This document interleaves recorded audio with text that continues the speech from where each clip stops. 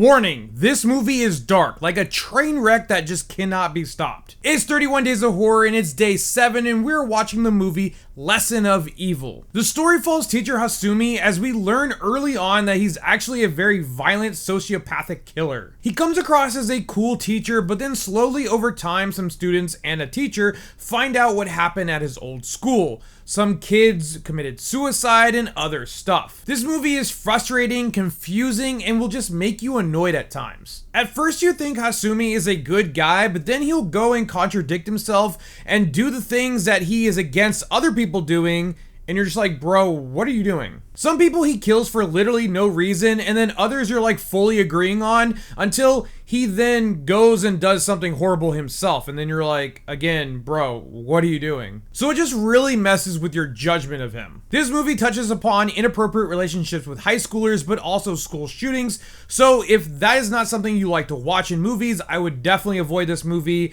It is not for you at all. This movie definitely sets early on a good tense tone throughout, and it really makes you wonder what he's gonna do next. The ending I did know was gonna happen, but I just didn't know for what reason exactly it was gonna happen for. Now this isn't a spoiler since they do show it in the trailer, but remember when I said he's crazy? Well, at the very end of the movie, when all the kids are preparing for a school dance, he decides to lock the door and go on a rampage with his shotgun and what seems like unlimited ammo and just murders literally as many people as he can find. Now, I knew he was going to go on a rampage at some point in this movie, but I just didn't know for what reason. Like, maybe these students are just really horrible, or maybe they did some bad stuff to him, or just anything to like justify a little bit of why he's doing this, but there's literally no reason why. He murders every kid, no matter if they're good or bad. There's no reason behind who he targets. It's just